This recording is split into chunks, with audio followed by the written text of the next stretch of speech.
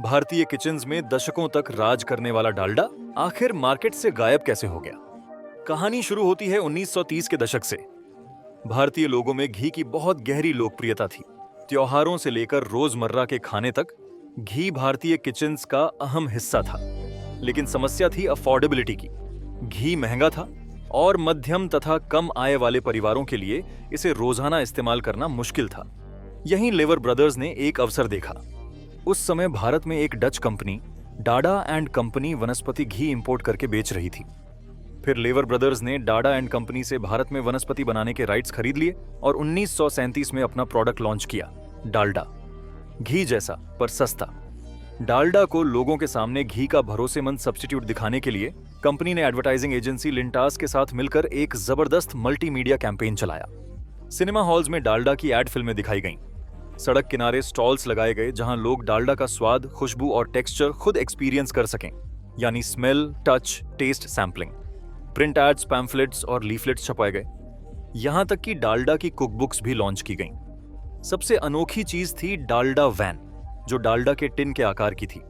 ये वैन न सिर्फ डालडा के प्रति लोगों की क्यूरियोसिटी जगाती, बल्कि गलियों और मोहल्लों में भी जाती, जहां डालडा के वो रिप्रेजेंटेटिव्स म्यूजिक बजाकर लोगों को अट्रैक्ट करते, डालडा के स्लोगन्स और गाने गाते और ताजा ताजा डालडा से बने पकवान लोगों को चखाते, ताकि लोग खुद डालडा को परख सकें। पैकेजिंग भी अलग अलग कस्टमर्स के हिसाब से बनाई गई। होटल और रेस्टोरेंट्स के लिए बड़े चौकोर टिन और घरेलू इस्तेमाल के लिए छोटे गोल टिन और प्लास्टिक के डब्बे। धीरे धीरे डालडा भारतीय किचन्स का हिस्सा बन गया और बहुत बड़ा मार्केट शेयर कब्जा लिया। लेकिन जहां सफलता होती है, वहां कंट्रोवर्सीज भी होती हैं। कई लोगों ने डालडा को विलायती घी कहकर उसका विरोध किया। क्या डालडा लोगों को गुमराह कर देसी घी की जगह ले रहा है? आखिर ये असली घी तो है नहीं। यहां तक कि प्रधानमंत्री जवाहरलाल नेहरू ने इस पर एक नेशन वाइड ओपिनियन पोल भी कराया और एक कमिटी भी बनाई गई, पर कोई निष्कर्ष नहीं निकला। 1950 के दशक में वनस्पति घी को बैन करने के लिए लोकसभा में एक बिल भी पेश किया गया, पर इसके कारखानों में काम करने वाले हजारों लोगों के बेरोजगार हो जाने के डर से इसे पास नहीं किया गया।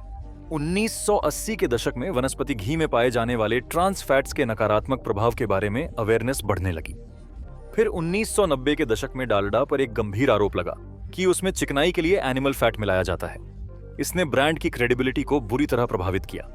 इस समय तक refined vegetable oils already market में आ चुके थे।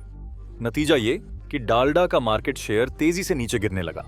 आखिरकार 2003 में हिंदुस्तान यूनिलीवर ने डालडा ब्रांड को अमेरिकन कंपनी बंज लिमिटेड को बेच दिया। उसके बाद बंज ने डालडा को रिफाइंड ऑयल्स और ट्रांस फैट फ्री वनस्पति घी के साथ नए रूप में वापस लाने की कोशिश की, लेकिन मार्केट में डालडा की पहले जैसी पकड़ वापस नहीं आ सकी।